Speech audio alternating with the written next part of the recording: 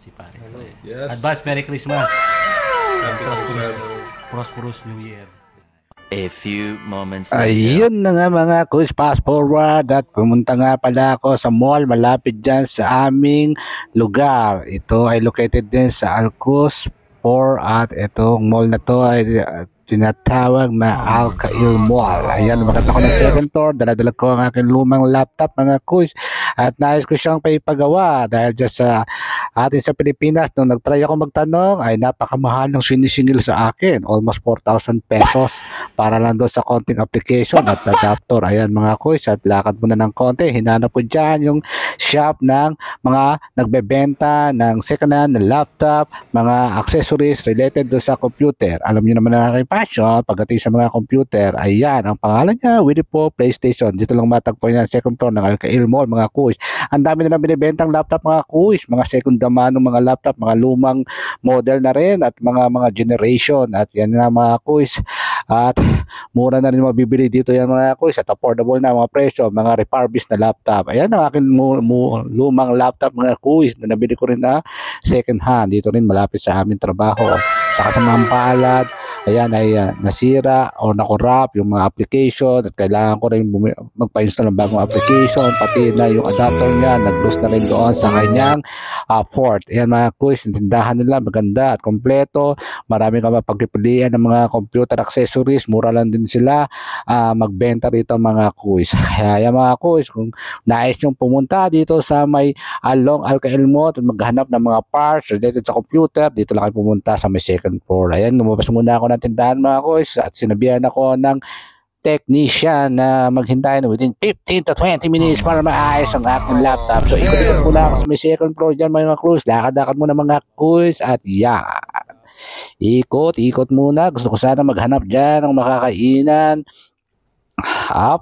Pasok na naman muna ako doon sa tindahan na yan mga kuys. At syempre may hinahanap pa ako ng mga isa pang parts na kailangan ko para gamitin doon sa aking maliit na tindahan. Ngunit mga kuys, at medyo busy sila at hindi nila ako pinapansin. Labas muna ako, ganoon naman talaga. Pag ako sa hindi napapansin ay dismaya ka lang naman, kaya labas lang muna. Ayan mga kuys, lakad muna ako dyan, ikot muna ako, turn ako dyan sa kaliwa kasi ang alam ko dyan ay meron pang isang computer shop na nagbebenta ng mga accessories at gusto ko lang sana mag-inquire mga kuys. At yan, titignan ko muna, lakad muna, pupuntahan ko dyan kung open pa ba sila dyan. Ayan mga kuys, habang naglalakad ako, nahanap ko dahan-dahan lang dyan at wala masyadong customer pa sa mga oras na yan. Ayan nga mga kuys, malapit ko nang mapuntahan yung sinasabi kong computer shop na mura lang din magbenta. Hindi ko lang alam kung open pa sila, but I think sa kasamang palad nagsara na yata sila at hindi nag-success ang kanilang business mga kuys. Kaya nga dapat sa business talaga ay kailangan ng talaga ng magandang lugar at yung market mo, kasi kung diyan ka nakalagay mahirapan ka rin talaga magbenta ng mga computer dahil diyan hindi ganoon karami ang tao at mga kuys. At yan, meron diyang Starlight Fashion kung saan pwede ka magpa-repair ng mga damit diyan, pero medyo mahal. Alam mo na, pag pwesto sa mall medyo mahal talaga maningil. Ayan, sige, lakad muna ulit at hindi ko na napuntahan yang dating pwesto ng mga computer shop dyan. Lakad, turn right at ayan, balak muna ako napupunta dito sa may kanilang food court dito sa may second floor para uminom ng kape habang naghihintay ng sa pinagawa kong laptop mga kuys. Lakad muna mga kuys. Ayan, enjoy muna, napakarami ng tao dyan sa food court at more on mga Indian national. Konti lang yung mga Pilipino dyan. Ayan nga mga kuys. So papasok ako dyan sa isang restaurant. Baka sakali lang sana ako na makainom ng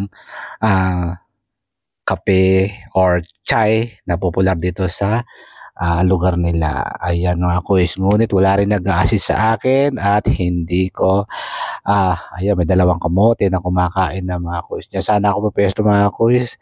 Uupo na sana ako dyan sa loob. Ngunit napansin ko walang nag-a-assist. Kaya dismayado na naman ako. Lumabas ako at bumalik ulit sa tindahan para magtanong. ng accessories na kailangan ko doon sa aking computer. So nagtanong ako ng port hub dyan.